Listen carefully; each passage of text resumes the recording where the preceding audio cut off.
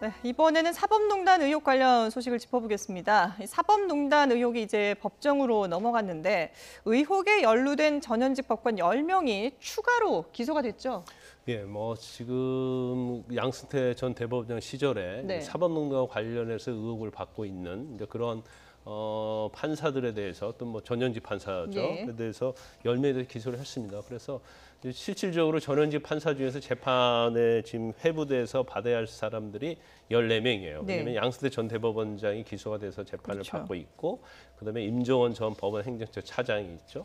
그다음에 박병대 고용한 전 대법관이 있습니다. 네. 총 14명인데 이 내용 자체는 뭐 양승태 전 대법원장의 범죄 사실이 기재된 근데 그 부분과 굉장히 공범으로 돼 있기 때문에 네. 일치된 부분이 많아요. 그래서 제일 중요한 사람 중에 하나가 이제 이민걸 전 예. 법원 행정처 기획조정실장하고 그다음에 이규준 전 대법원 양형위원회 상임위원이 있거든요. 네. 이 사람들은 사실 이제 통합진보당의 통합진보당이죠. 관련에 개입하고 이제 비판성의 판사들에 대해서 불법 사찰한 혐의. 네. 그리고 신상철 전 고등법원장 같은 경우에는 이제 통진당 관련 재판에서 이제 배당을 조작을 했다 이런 혐의를 받고 있고요. 예. 세월호 7시간의 어떤 명예훼손 재판과 관련된 임성근 서울중앙지법 형사부장판사가 있고 이제 많이 알려진 또 유해은 전 대법원 수석재판연구관이 있습니다. 여기에서는 대법원의 어떤 수사 기밀을 빼내고 네. 이걸 가지고 나왔다 하는 것이고요. 가장 우리가 관심 있게 볼 부분은 김경수 지사에 대해서 징역 2년을 선고하고 법정 구속을 한 성창호 부장판사가 예. 포함되어 있는 점이 좀 특징이 있습니다. 그렇습니다. 지금 뭐 한 명 한 명 이렇게 언급을 해주셨는데 이 성창호 판사 같은 경우에는 김경수 경남지사를 법정 구속했기 때문에 이게 좀 시기도 그렇고 미묘한 그런 부분들이 언급이 되고 있어요. 근데 검찰에서는 그건 아니다. 예. 이미 이제 성 부장판사는 작년 9월에 공무상 비밀요소 혐의로 이미 피의자를 입건했다고 합니다. 그러니까 이제 사실은 그때는 재판 중이었고 예. 그러니까 이것을 굳이 연결시킬 필요는 없다라고 강조를 하고 있는 상황입니다. 예. 실제로 뭐 이걸 굳이 이렇게 연결시킬 필요는 없을 것 같긴 한데요. 어떻게 보세요? 그렇죠. 제가 볼 때는 뭐 9월에 이미 입건을 했다 예, 예. 보니까 작년 9월에 입건했고 김경수 지사의 판결은 훨씬 이후에 나온 거잖아요. 그렇기 때문에 저 부분에 대해서 또 양승태 전문대법원장을 기소할 때도 이제 공소장에 나온 이름이었거든요. 예. 그렇기 때문에 이건 뭐 검찰에서 김경수 지사 관련해서 의도적으로 기소를 했다 이렇게 보기는 좀 어려울 것 같아요. 예. 그리고 입건 자체를 이미 했다는 것 자체는 이제 혐의에 대해서는 아마 인정이 된다고 생각을 했을 거고 기소를 전제로 해서 피의자로 입건을 한 것으로 보이기 때문에 뭐 추후에 예를 들어서 김경수 지사 선고 이후에 네. 김경수 지사를 법정 구속한 이후에 만약에 그때 그 입건을 하고 또 기소의 범위에 포함시켰다고 한다면 이건 상당히 어떤 연결성을 우리가 알 수가 뭐 의심해 볼 수는 네네. 있죠. 그런데 그런 부분이 아니기 때문에 저는 원래대로 이제 검찰에서 기소를 아마 계획을 하고 있었다 이렇게 예. 볼 수 있습니다. 그런데 지금 권순일, 차한성 이 전현직 대법관 같은 경우는 기소가 되지 않았거든요. 그 이유를 밝히지 않았습니까? 네, 이유는 이제 초기고 양승태 전 대법원장의 그 임기 초기이기 때문에 네. 실제로 이제 이분들은 김기춘 전 대통령 비서실장이 주재한 이른바 공관회의에 참석했던 분이지만은 결국은 뭐냐면 그때는 어떤 이런 농단 자체가 시작되는 시점이기 때문에 구체적으로 진행이 되지 예, 않았기 때문에 기소가 되지 않은 예. 상태인 거죠. 그렇기 때문에 혐의를 구성하는데 어려움이 있었다. 그렇기 때문에 이것은 굳이 그렇게 볼 필요는 없다. 예. 그러니까 대법관이라는 고려는 없다라고 검찰은 주장하고 있습니다. 예. 그렇게 주장은 하고 있습니다만 일부에서는 이게 고위 법관들을 봐주게 한 게 아니냐 이런 논란도 있긴 해요.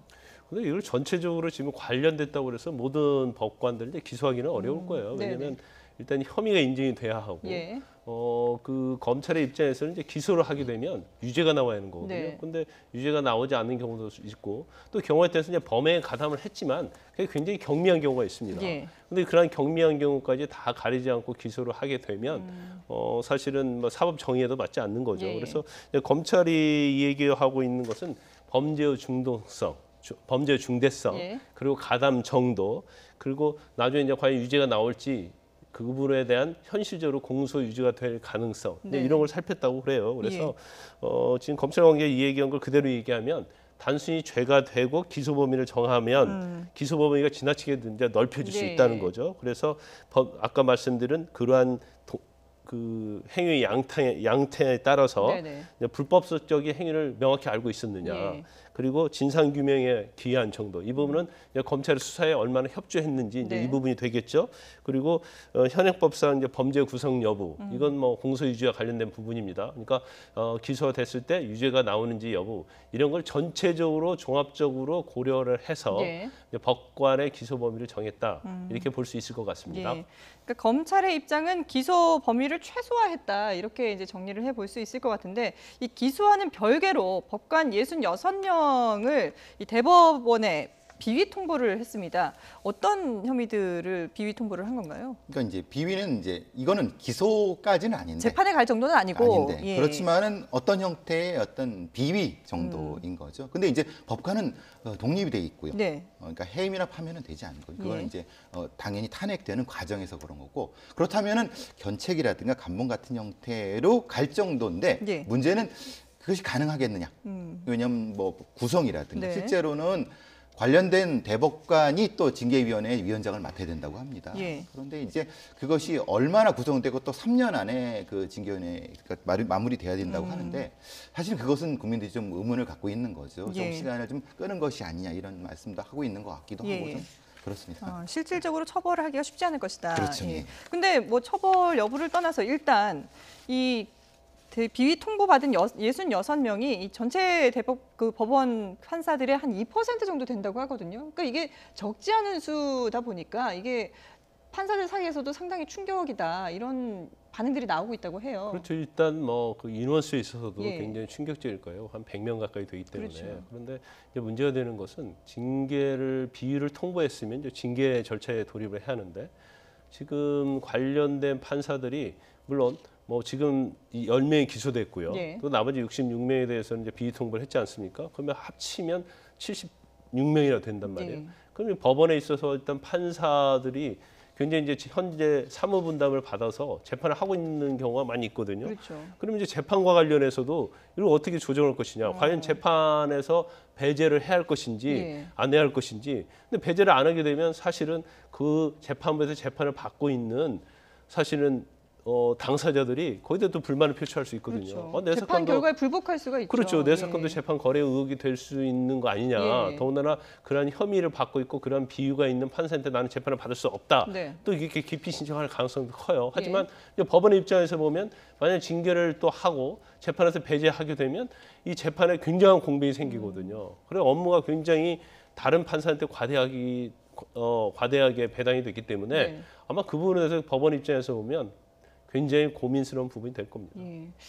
법원에서는 나름대로 고민이 되겠습니다만은 그만큼 이제 국민들의 신뢰가 좀 떨어졌다 이렇게 봐야 될 것 같은데요. 자, 그런가 하면은 이 양승태 전 대법원장이 청구했던 보석은 기각됐습니다. 기각 사유는 뭔가요?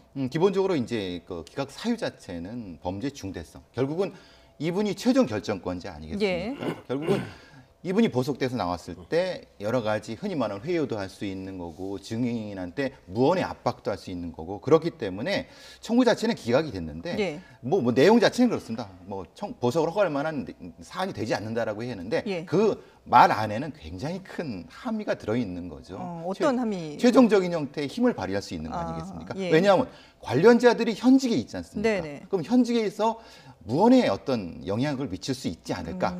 그러면 만약에 그 부분을 이제 보석을 나오게 되면은 그 부분에 대한 염려는 누가 감당을 할 것인가에 대한 예. 부분이 되는 거죠. 이게 보석 청구는 한 번밖에 못 하는 건가요? 아니요, 계속 할 수 있죠. 계속 할수 있나요? 하지만 예. 이제 보석이 한번 기각이 되면 네. 다시 보석을 재청구해도 허가되는 경우가 거의 없어요. 예. 물론 어떤 사정 변경이 있으면 이제 허가가 되겠죠. 네네. 그런데 아마 양승태 전 대법원장이 보석이 기각된 사유가 이제 명백히 언론에 나오고 있지 않지만 예. 첫 번째는 아마 검찰에서 증거인멸이 될 가능성이 크다. 이걸 굉장히 주장을 강하게 했거든요. 그 네. 이유는 아까 말씀하신 것처럼 이제 현직 판사도 있고 또 전직 판사 있단 말이에요. 네. 그럼 양승태 전 대법원장이 어떤 이전의 대법원장의 지위 아니면 자기 밑에 있었던 그런 판사들에게 영향을 미칠 가능성이 크다. 그러면 아직 재판도 시작되기 전에 일단 회유랄지 그런 정황이 있을 가능성이 크고 예. 그다음 아마 두 번째는 혐의가 굉장히 중대하거든요. 그런데 보석을 결정하는 데 있어서 가장 중요한 부분 중에 하나가 혐의의 중대성이에요. 예. 그래서 법정이 굉장히 크고 범죄 사실 자체가 엄청나지 않습니까? 그래서 예. 이러한 부분이 있기 때문에 이제 재판부에서는 보석을 허가할 특별한 이유가 없다 해서 기각을 한 것으로 보입니다. 예. 자, 일단 뭐 양승태 전 대법원장이 청구했던 보석은 기각이 됐지만 일단 많은 그 전현직 판사들이 재판으로 넘어가면서 이 수사가 사실상 이제 마무리 단계에 접어들고 재판으로 이어지게 됐습니다. 그런데 검찰이 이렇게 기소를 하면서 수사가 끝난 게 아니다라는 입장을 밝혔거든요. 이건 어떻게 해석을 해야 됩니까? 사실 이건 뭐 정당합니다. 왜냐하면 지금 사실은 규명돼야 될 중간 단계의 역할이라든가, 예. 그러니까 지금 현직에 있는 분들이라든가 전직의 네. 판사분들이 구체적으로 어떤 역할을 했는가 부분에 대한 규명을 다시 또 해야 되는 부분이 있습니다. 왜냐하면 지금은 시간에 쫓겨서 기소를 했지만 예. 그 부분에 대한 입증은 사실은 재판이 되는 과정에서 또 해야 되는 부분이 있거든요. 그러니까 결국은 검찰의 입장에서 사실 그렇게 얘기할 수밖에 없는 거죠. 지금 예. 끝났다고 하면은 사실은 얘기할 수 안 되는 부분인 거죠. 그러니까 재판이 진행되더라도 추가로 조사를 할 부분은 해야 된다라는 네, 그렇죠. 말씀이신데 그러면 추가로 수사를 하다 보면 또 추가로 기소되는 사람도 나올 수 있을까요? 네, 당연히 그렇죠. 예. 일단은 뭐 양승태 전 대법원장이 관련된 의혹이 굉장히 많아요. 그리고 이제 검찰에서 기소한 내용 자체는 이제 혐의, 공소유지에 있어서 자신 있는 부분, 네. 그러니까 유죄 가능성이 있는 부분을 일단 기소를 하고 예. 그 다음에 이제 나머지 수사를 이제 추가적으로 하고 있는 거죠. 그래서 추가적으로 하고 있는 수사 범죄 혐의 중에서 이 부분 분명히 양승태 전 대법원장이 개입을 했고 예. 증거가 있다 하면 또 추가 기소할 수 있는 거거든요. 그리고 또 검찰에서 전략적으로 아마 다 기소하지 않고 일부 남아 있는 부분이 있을 가능성이 크다고 봅니다. 그 이유는 예. 사실 양승태 전 대법원장의 범죄 사실이 굉장히 많거든요. 예, 그렇죠. 그러면 구속 기간이 6개월인데 네. 구속 만기가 6개월인데 6개월 동안 이걸 다 할 수 있느냐 이거죠. 그러면 검찰에서 추후에 네. 재판 도중에 일부 범죄 사실에 다시 추가 기소를 하게 되면 예. 구속 기간을 연장할 수 있어요. 그래서 구속 상태에서 재판을 받게 하려는 네. 그런 검찰의 어떤 전략적인 의도도 있을 수 있거든요. 예. 그래서 일부 범죄 사실 남겨놓았다가 수사를 상당히 진행을 한 다음에 범죄 혐의가 명백히 인정이 되면 재판 도중 아니면 1심 재판 끝나기 전에 예. 추가 기소할 가능성도 배제할 수 없다 이렇게 예. 말할 수 있는 거죠. 그러면 이제 양승태 전 대법원장의 구속 그 기간도 길어질 가능성도 크고 그리고 재판도 상당히 또 좀 길어질 가능성이 크겠군요. 그렇죠. 일단 뭐 범죄 사실과 혐의가 엄청 예. 많기 때문에 구속 만기 전에 과연 재판을 끝낼 수 있을까 그런 좀 의구심이 들어요. 네네. 그런데 만약에 추가 기소를 하게 되면 구속 기간을 연장할 수 있기 예. 때문에 결과적으로 이 사건 자체는 1심도 굉장히 길어질 가능성이 큰 예. 뿐만 아니라 결국 양승태 전 대법원장이 무죄를 다투고 있잖아요. 네. 결국 이 사건은 대법원까지 갈 수밖에 없는 사건이라 볼 수 있는 거죠. 예, 알겠습니다.